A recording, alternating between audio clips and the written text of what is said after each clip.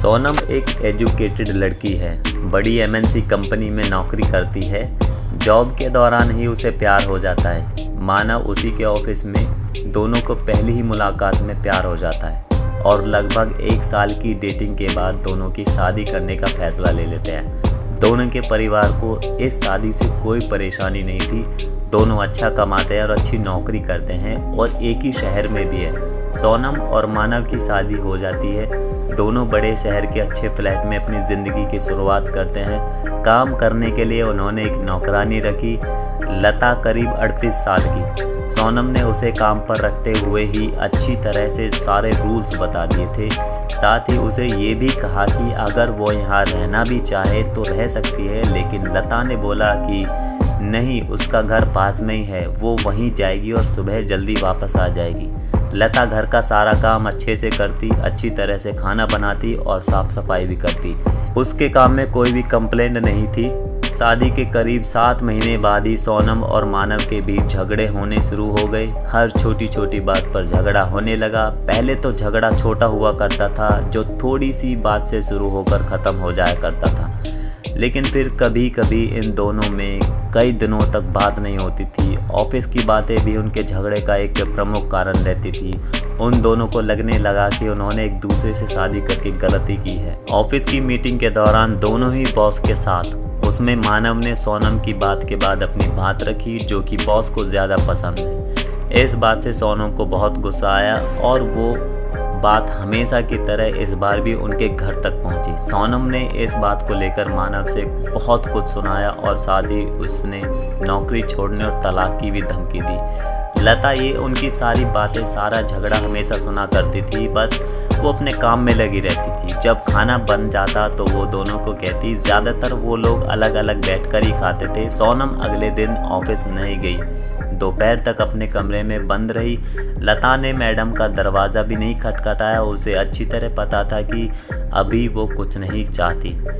दोपहर के बाद सोनम अपने कमरे का दरवाज़ा खोलकर बाहर आई। लता किचन साफ करके अपने घर जाने लगी।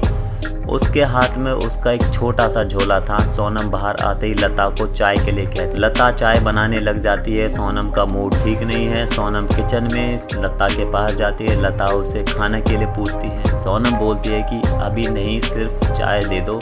सोनम लता को पूछती है, तुमने खाना खाया? लता ने कहा, नहीं मैडम, मैं खाना ले लिया है, घर जाकर खाऊंगी। लता थोड़ी देर रुककर फिर कहती है, मैडम एक ही खाना ले जाती हूँ, सिर्फ मेरा बांध कर, ज़्यादा नहीं ले जाती, आप देख सकती है। इतना कहकर लता अपना झोला खोलकर दिखाने लगती है। सोनम, अरे ठीक है, उसकी कोई ज़रूरत नहीं है। लता फिर मैडम को चाय देती है। लता को थोड़ा सा डरा हुआ और झिझका हुआ देखकर सोनम उससे और बात करती। अच्छा लता, तुम कहाँ रहती हो?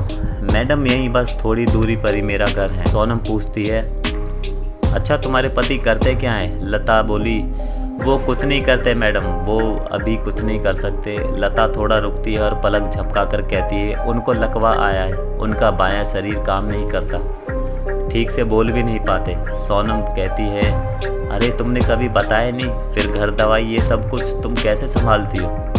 लता ने बोला, हाँ मैडम, 2 बच्चों की पढ़ाई छोटे स्कूल में है, लेकिन चाहती हूँ तो पढ़ाई करें।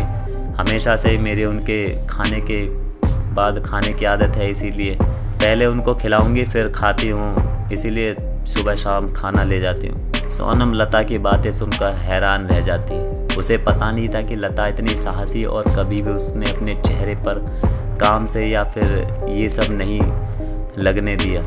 लता फिर कहती है, मैडम मैं आपसे कुछ कहना चाहती हूँ, अगर आप बुरा ना माने तो। सोनम ने तुरंत ही जवाब दिया, हाँ कहो ना प्लीज़।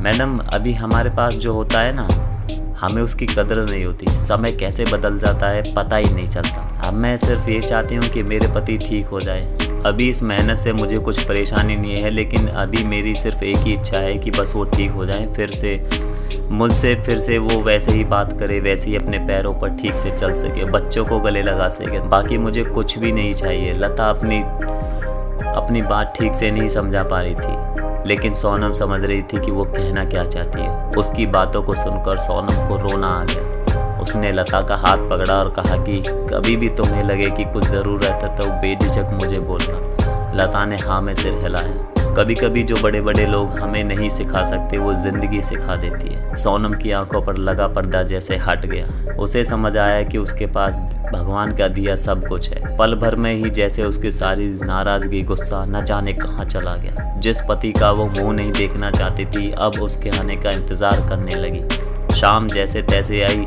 दरवाजे पर जैसे ही बेल बजी तो दौड़ कर गई और दरवाज़ा खोला। सामने मानव को देखकर रोते हुए उसके गले लगी और सॉरी बोला। मानव को कुछ समझ नहीं आया, लेकिन उसने भी सोनम को सॉरी बोला।